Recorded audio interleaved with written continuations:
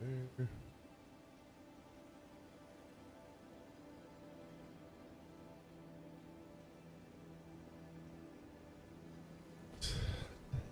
Jeez.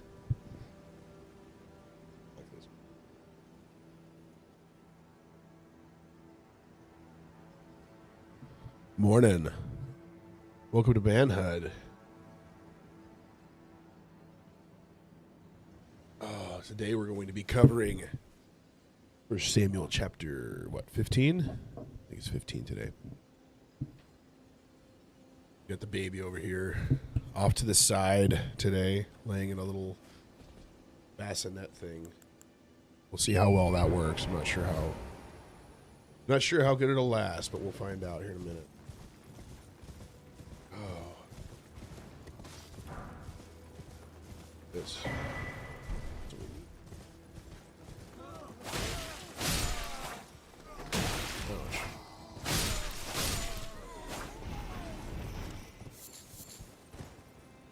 See if we got enough. Level that up.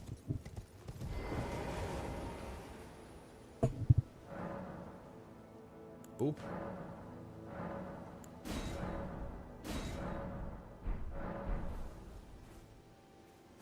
I don't think we're going to head up that hill yet. I think we're going to go off this way.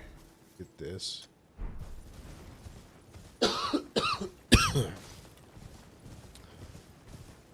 Okay, I do have to get back into making my regular commitment starting on Monday. I've been doing a great job of fulfilling daily things up to this point, but the baby's not even 2 weeks old yet, so I'm not too upset about that.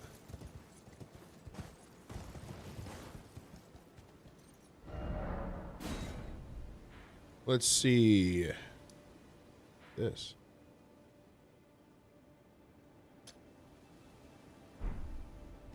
Is that a lift?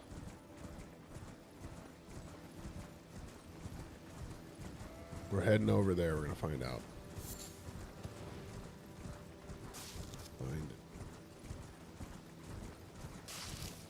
I am standardizing on... Actually, we're going to go through this little fort area here. We fought these guys yet.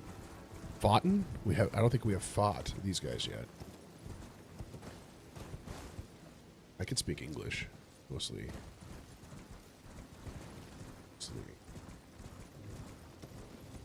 Hello. Nice try. Not away. Did you guys see that? Oh, man.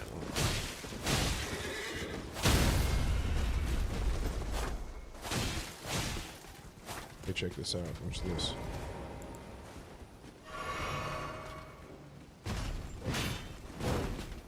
Need to parry him.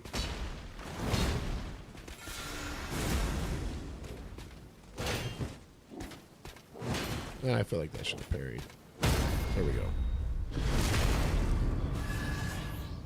We're going to risk our life just to keep parrying over and over again.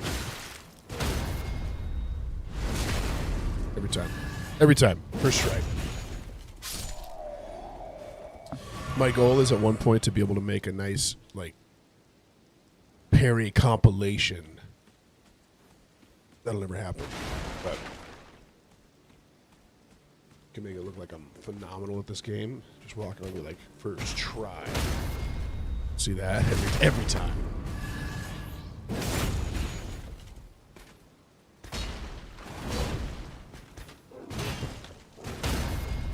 I feel like that first one should have been a parry.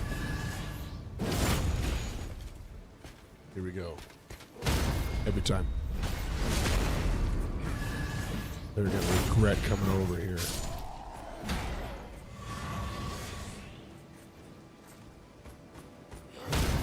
One at a time.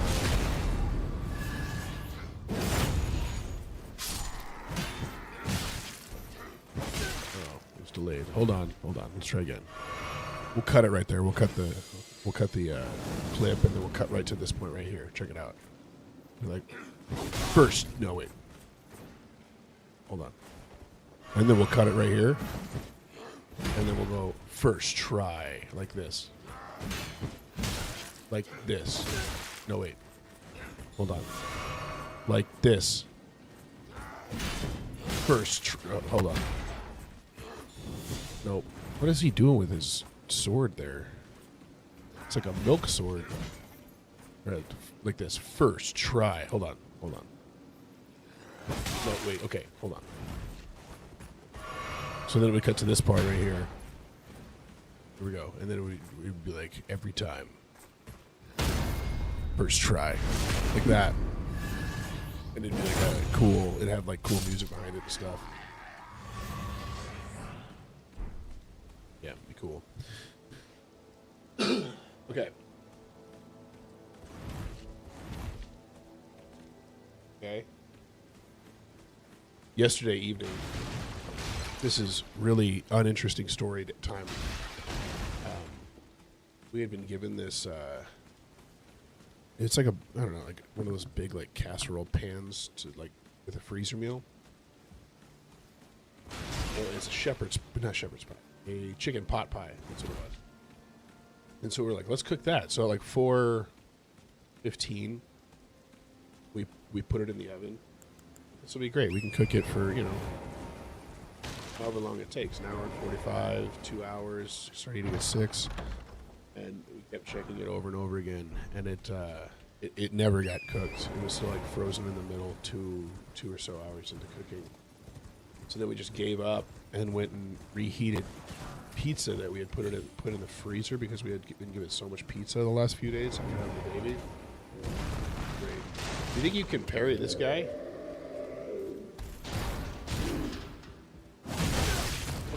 What?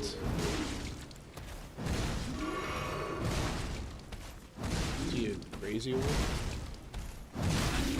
How did that hit me?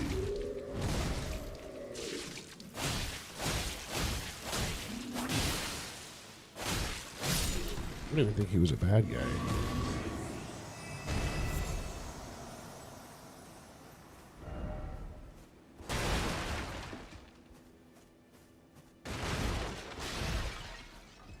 So anyways, we had frozen, recooked pizza. And I'm grateful that we had it. We're into the gratitude section. Look at that. So I am thankful. I'm thankful that I had that to eat. And now we've got a partially cooked chicken pot pie to eat whenever we're ready for it, which will probably be tomorrow, I'm guessing. Watch this. First try. This is going to go into this right here is going to go into the compilation as well. So we'll be back with that. See, there you go.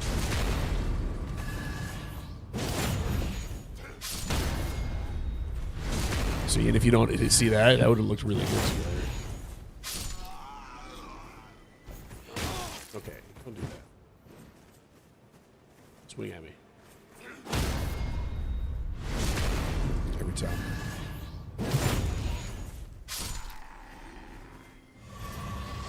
Every time.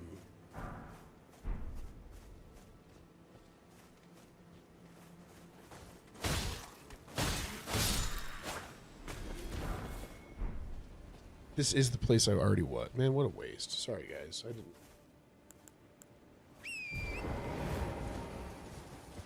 I'm just wasting time over here. All right, what else am I grateful for?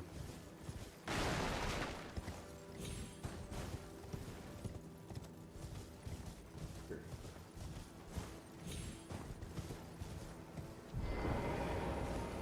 He just passed away?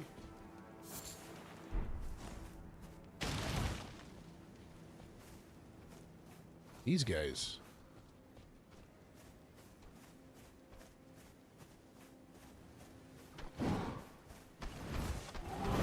Okay, that was ridiculous.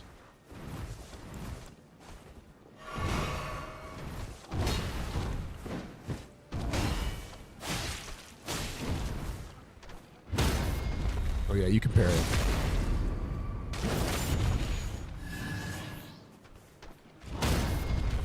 Parry both parts.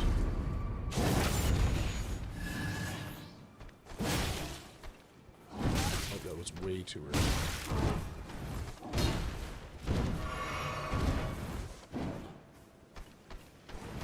Every time. It's a half second too early.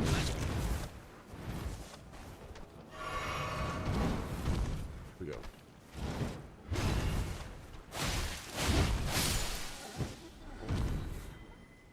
That parry off at the end there. All right, let's do another one.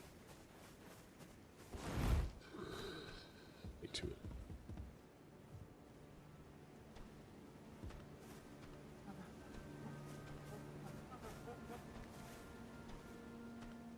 Do it.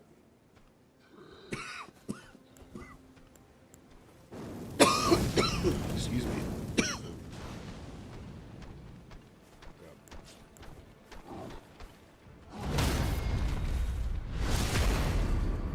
We're going to have to do alternating parries here.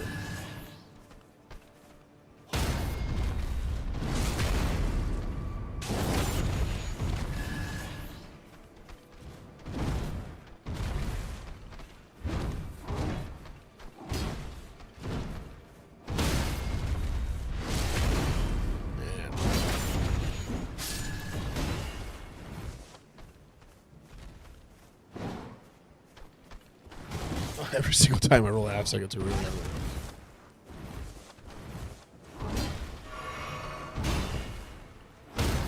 go. First try.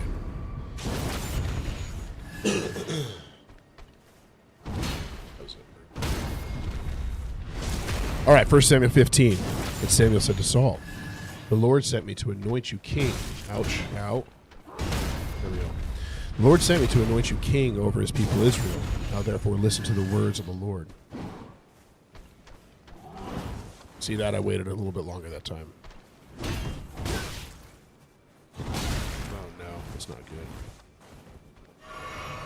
Alright, we're fine. Get back in there.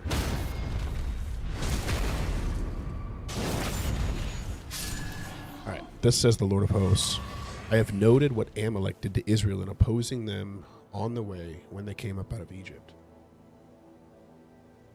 It's been a long time since then. Now go and strike Amalek and devote to destruction all that they have. Do not spare them, but kill both man and woman, child and infant, ox and sheep, camel and donkey. So Saul summoned the people and numbered them in Telaim, 200,000 men on foot and 10,000 men of Judah. Here you go.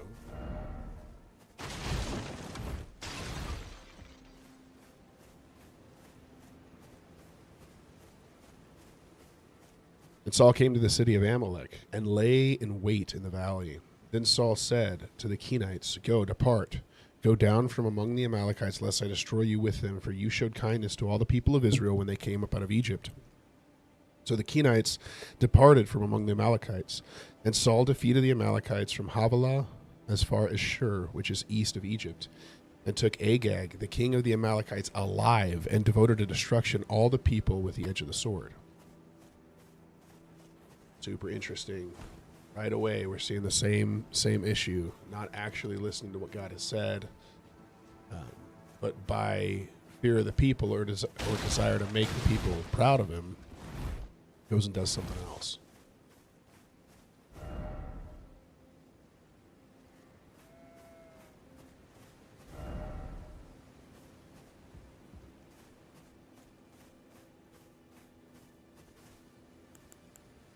Should go rest.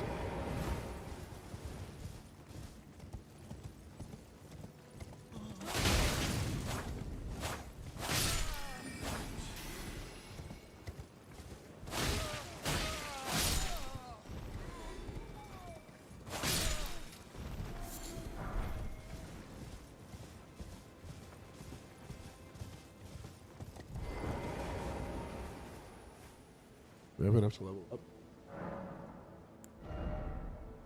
Still not.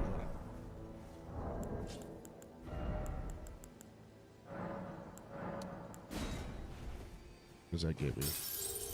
Yeah, money.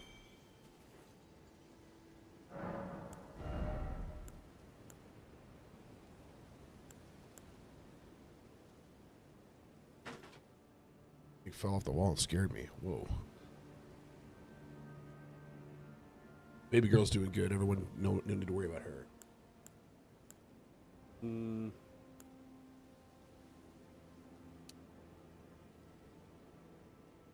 Here. 8th to 18. Alright, we're gonna go to that thing I put on the map. Okay.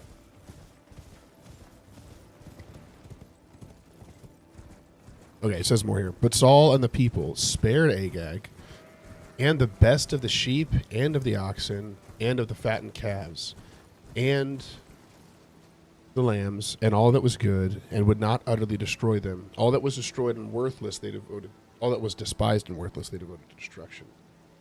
The word of the Lord came to Samuel. I regret that I have made Saul king, for he has turned his back from following me and has not performed my commandments. And Samuel was angry and cried to the Lord all night. I want to look at the difference between the experiences. Like, I've been thinking a lot about the difference between Saul's, like God's experience with Saul versus God's experience with Samuel.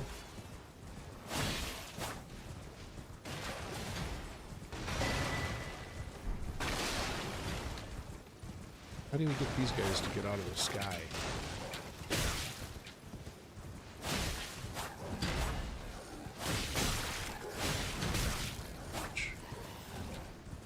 Should I bring in the hawk?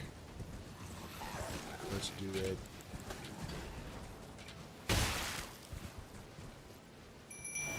we go. Come on. Fight me.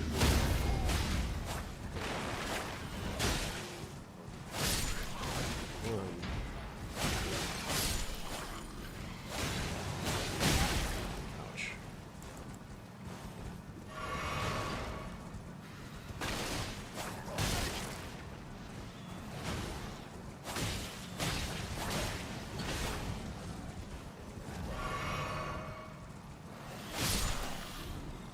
Put this guy with me. There we go. Is that it? Yep, you're done. All right. Oh, sorry. The difference between God's experience with Saul and God's experience with David. Like, David makes some pretty terrible decisions, but what I find interesting is it's the heart of what decision he's making versus the heart of the decisions that Saul is making, right? Like, I mean, famously, like, David's most terrible act is the Uriah the Hittite and Bathsheba, right? Him going and taking advantage of this man's wife and then having that man killed. Terrible, terrible thing. Something you would imagine would be horrendous. But then his view of God is so different than Saul's view of God. Saul, over and over again, doesn't actually view God as someone to be feared to the level that, like, David does.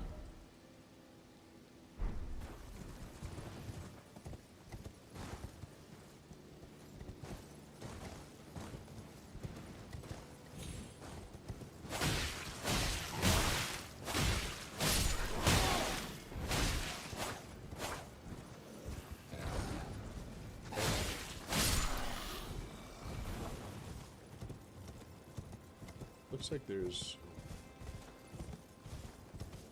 Let's go over this way.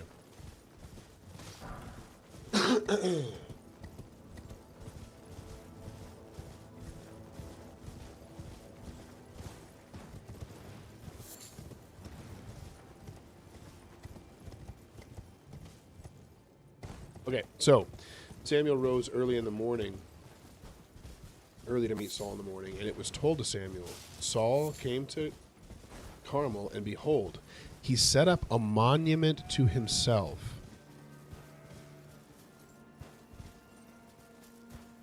And turned and passed on and went down to Gilgal. So huge red flag here, right? Like, this has already been an issue. He's already showing that he does not have, like, the right view of himself of God.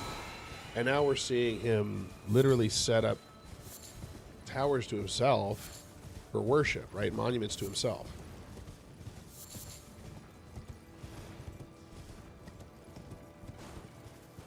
And granted, like, bear in mind, like, he's already been told the kingdom is going to be taken from you.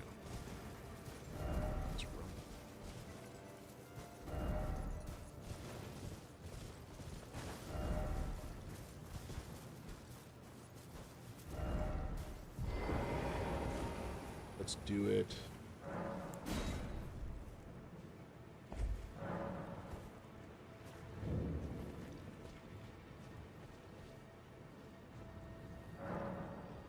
We don't have much to lose. We're good.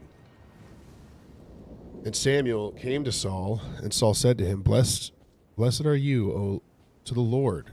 I have performed the commandment of the Lord. Oh, is this the... Oh.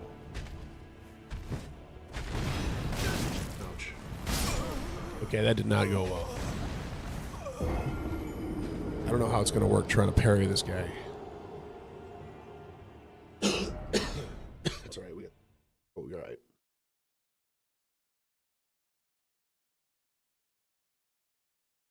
Welcome, Melissa Gerard. Thanks for following. Okay. Blessed be you to the Lord. I have performed the commandment of the Lord. Okay, so he clearly did not, and he does not have any regard for the fact that he did not.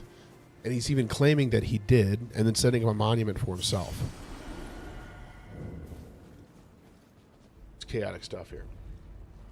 And Samuel said, What then is the bleating of the sheep in my ears and the lowing of the oxen that I hear? How's it going? Good to see you. And Saul said, They have brought them from the Amalekites.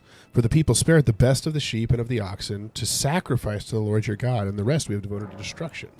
Okay, so here now we're getting some, like, to me, what looks like gaslighting. It's like, no, we did that. We did that, but that was to bring honor to God.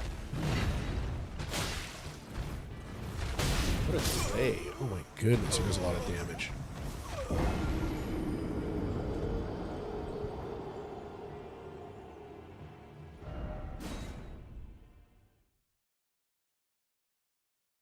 Then Samuel said to Saul, Stop, I will tell you what the Lord said to me this night. And he said to him, Speak. And Samuel said, Though you are little in your own eyes, are you not the head of the tribes of Israel? The Lord has anointed you king over Israel. And the Lord sent you on a mission and said, Go, devote to destruction the sinners, the Amalekites, and fight against them until they are consumed. Why then did you not obey the voice of the Lord? Why did you pounce on the spoil and do what is evil in the sight of the Lord? And Saul said to Samuel, I have obeyed the voice of the Lord. I have gone on the mission on which the Lord sent me. I have brought Agag, the king of Amalek, and I have devoted the Amalekites to destruction. But the people took of the spoil, sheep and oxen, the best of the things devoted to destruction, to sacrifice the Lord your God in Gilgal. So something that God never asked something God never asked them to do. And this is something that I don't think that we're used to in the time of Christ. It's like God had a very, very specific way that he wanted to be worshipped. Very specific. And so when he goes outside of that,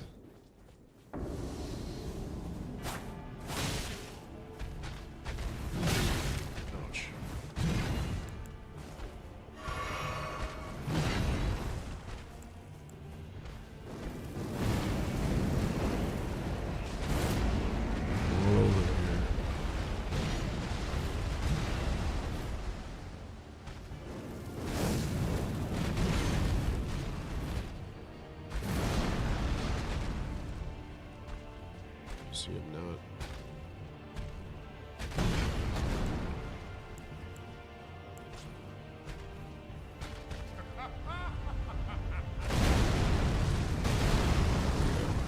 Stream's going great.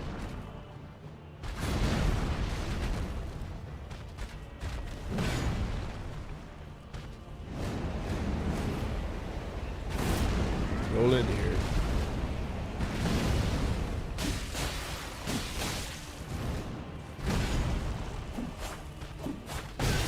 Ouch. Don't do that.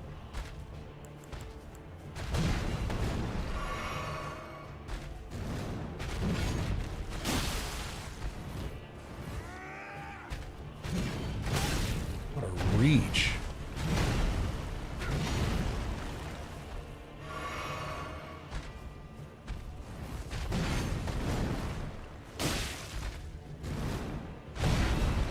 should have rolled into that one.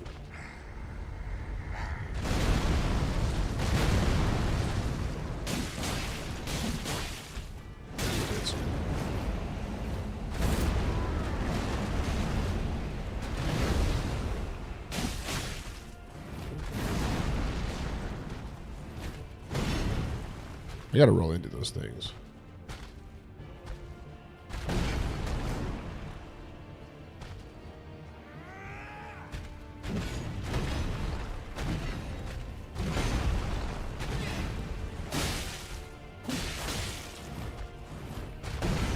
Alright. I don't like that one because I don't know if I can get out of it.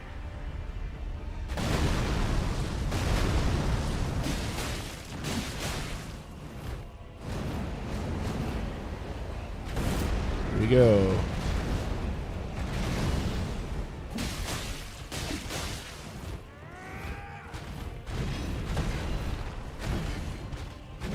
Oh no. Just got me like outside of the ring.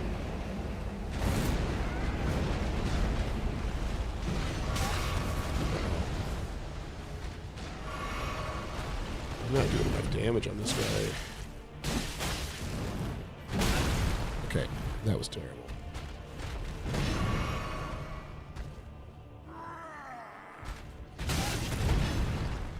How did that not kill him?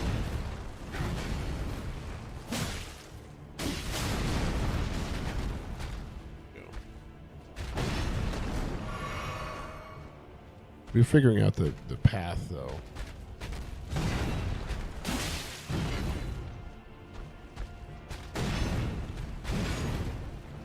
See him do that one. No, that doesn't work.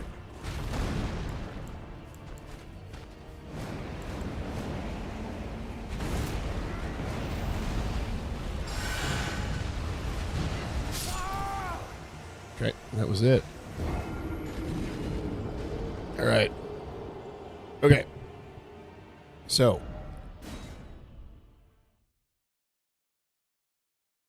Samuel said, as the Lord as great delight in burnt offerings and sacrifices as in obeying the voice of the Lord. Behold, to obey is better than sacrifice, and to listen than the fat of rams. So what Saul is missing here, and this is something that like has struck me of recent, Saul has a completely misaligned view of what God wants and who he is. Saul's sitting there like, hey, we're going to take this. Instead of listening to what God has asked me to do and obeying him, I'm going to take this and we'll sacrifice it to God to show that we love him and we care, right? We follow a God, a hard God, a God who punishes, a God who does this. He has a completely misaligned view of who God is. He's viewing this God of grace and love as a God who is one that must be worshipped and sacrificed to like all the other gods just to gain favor.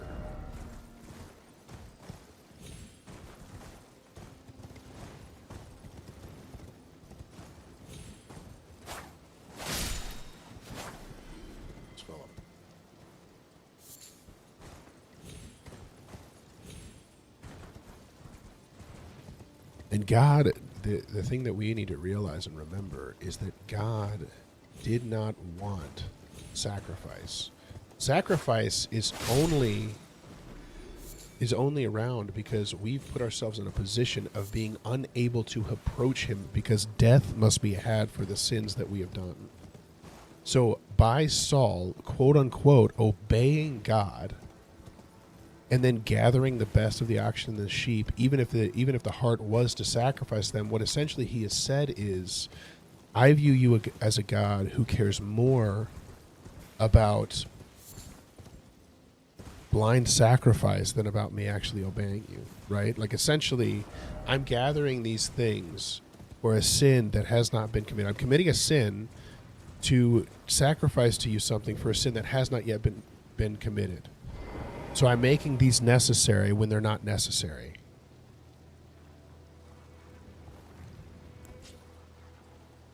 Okay, let's try one more time. I get the... I did. Here we go.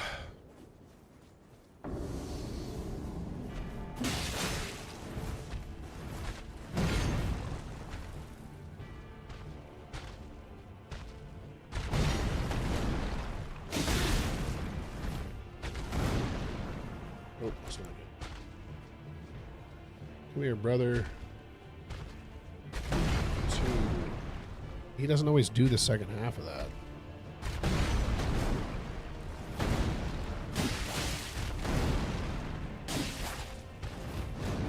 BT Dubs. What's that? I can't read that right.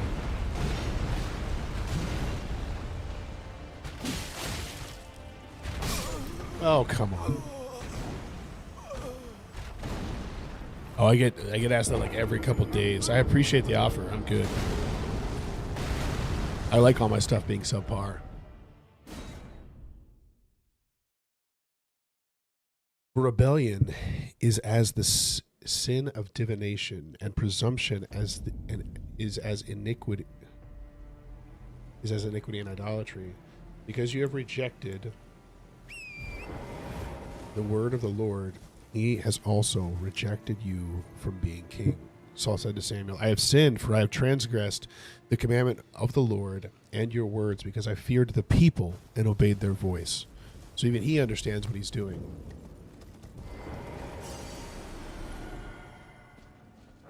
Now therefore, please pardon my sin and return with me, that I may bow before the Lord. And Samuel said to Saul, I will not return with you, for you have rejected the word of the Lord, and the Lord has rejected you from being king over Israel. And Samuel turned to go away, and Saul seized him by the skirt of his robe, and it tore. And Samuel said to him, the Lord has torn the kingdom of Israel from you this day, and has given it to a neighbor of yours, who is better than you. And also the glory of Israel will not lie or have regret, for he is not a man that he should have regret. Then he said, I have sinned, yet honor me now before the elders of my people and before Israel, and return with me, that I may bow before the Lord your God. So Samuel turned back after Saul, and Saul bowed before the Lord. Then Samuel said, bring here to me Agag, the king of the Amalekites. And Agag came to him cheerfully. Agag said, surely the bitterness of death is past. I'm not interested, thanks though. And Samuel said, as your sword has made women childless, so shall your mother be childless among women. And Samuel hacked Agag to pieces before the Lord in Gilgal. Then Samuel went to Ramah, and Saul went up to his house in Gibeah of Saul. And Samuel did not see Saul again until the day of his death. But Samuel grieved over Saul, and the Lord regretted that he had made Saul king over Israel. Man, what a story. It's crazy.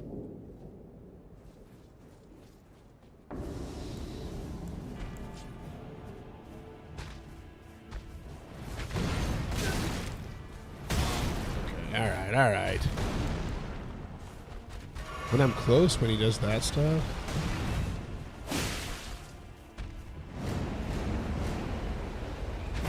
Roll over here.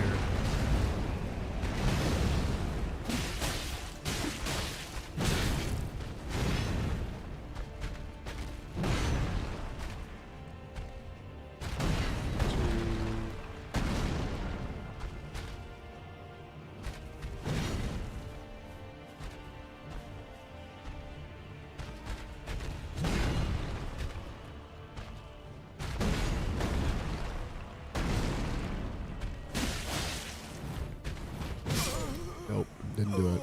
Didn't work.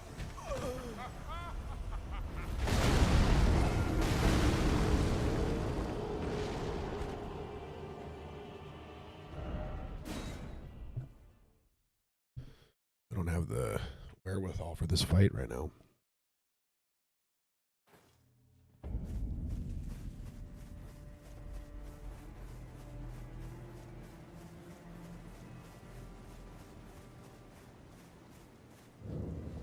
I think it's just striking me how God does not want our sacrifice.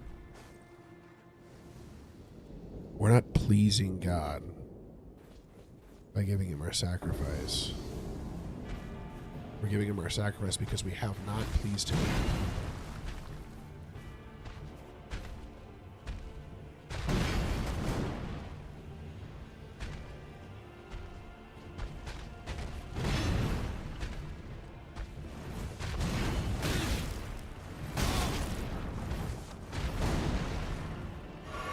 I don't know if, I wonder if you can,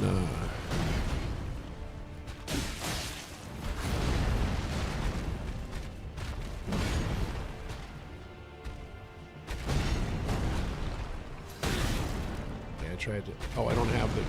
I don't have the parry shield out. I want to try to. Okay. All right. Hold on. Let's see if I can parry his hand.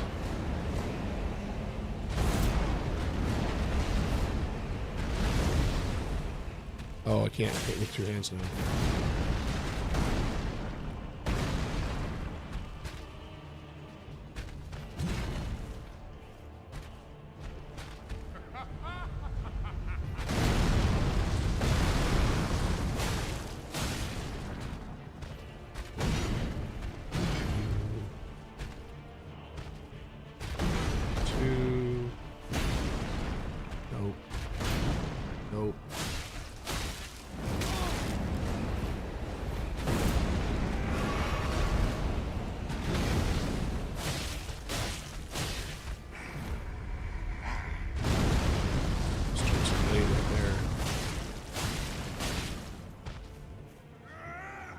Careful.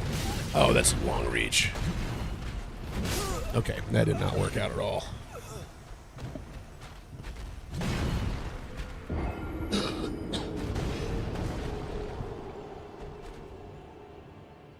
Maybe I've been thinking a lot about posting in and around specifically the like looking at the difference between Saul and David and their presumptions.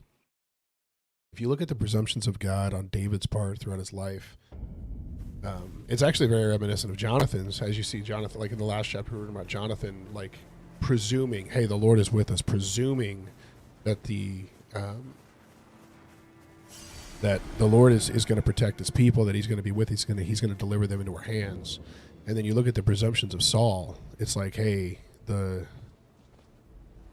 Lord wants the sacrifice, right? The Lord, like, he wants us to be sacrificing to him. The Lord is a hard God. He is a God who just wants us to sacrifice like the other nations do. The presumptions that, hey, I've done this. Like, let me set up a monument to myself. And then you see David, when he goes, even like when he goes before Goliath, which we'll read about here upcoming, he hears Goliath taunting the people. And he's like, how on earth can we even sit and do this? He presumes like, no, we follow the one true God. Like, he is...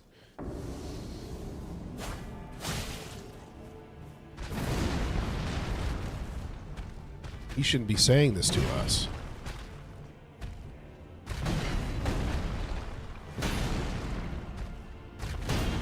I don't think we can.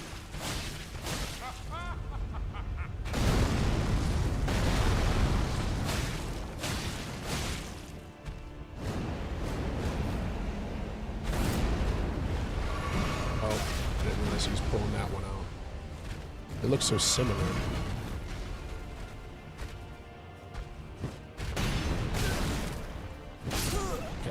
I don't think you can parry him. I don't think you can.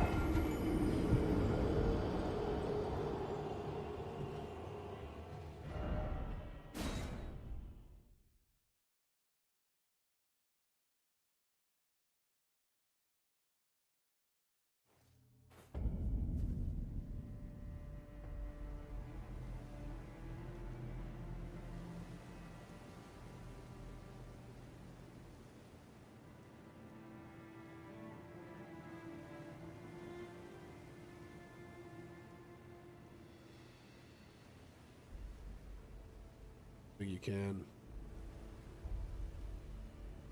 I don't think we're going to be able to. Tactic back to the dual sword thing.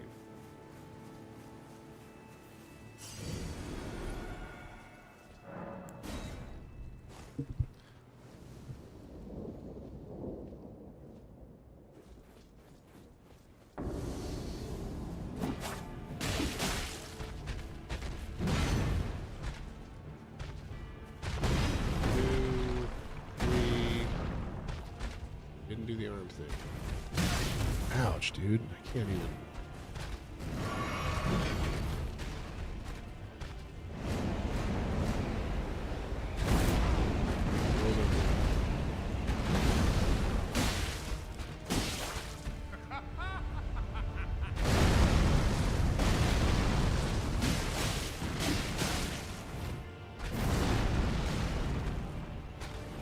Oh, Oh, the delay, man. I cannot get this delay with him.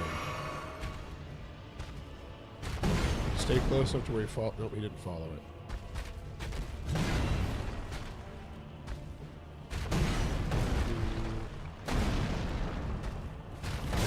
It's delayed again.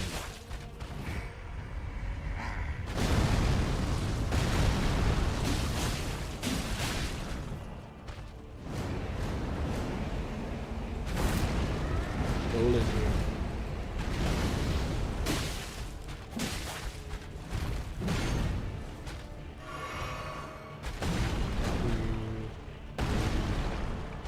He did not do the arm thing again.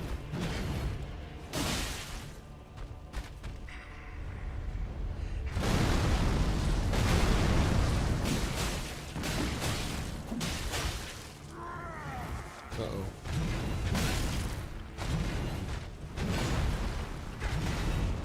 We're all right.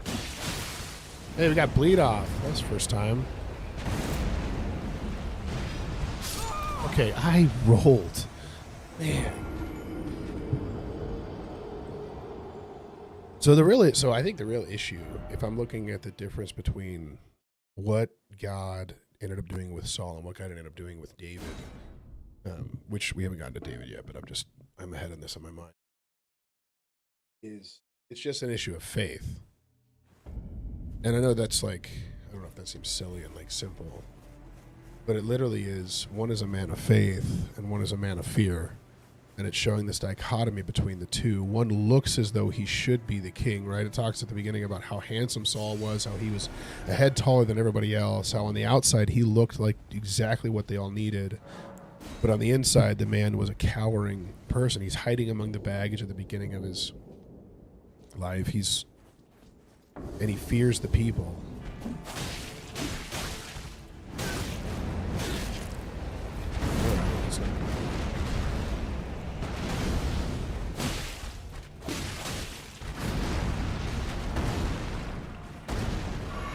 Take a quick drink. Okay. I literally pressed the button and nothing happened. Come here.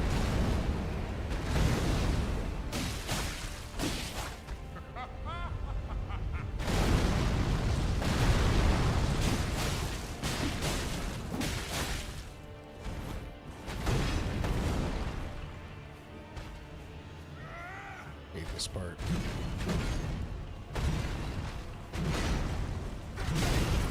The reach is nuts. I don't think you can get me there. 1, 2, 3. Do the last arm thing. Nice.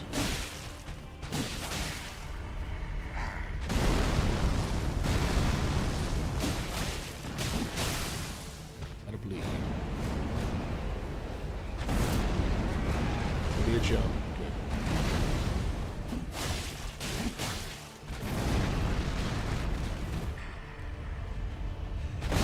Okay, what? He had a little bit of a hill on me, apparently. 1, 2, get in there. I rolled. What is happening? Man, I rolled through that.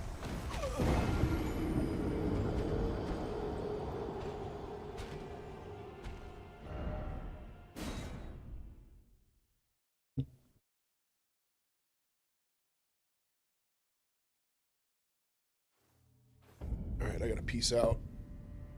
It's about time. It's Saturday. We're not gonna make any major commitments today. Going into Monday, we probably will. But I just want to encourage you guys, keep Christ the center focus of your life. Stay in step with the Spirit. And we'll be back here tomorrow morning. What is that, 6:30 a.m. Central Time? I'm Mountain, so 5:30 a.m. Mountain Time. I'm going to try fighting him one more time. And then we'll take a break. What is up with all these, like, bot things?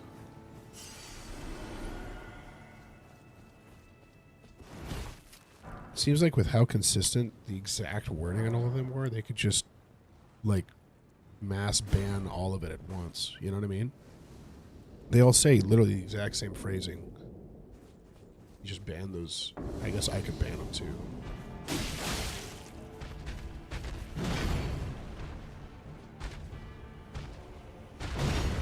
2. Stay close enough. Get that in. Hit his last swing. I still rolled too early. 2. Not get the roll.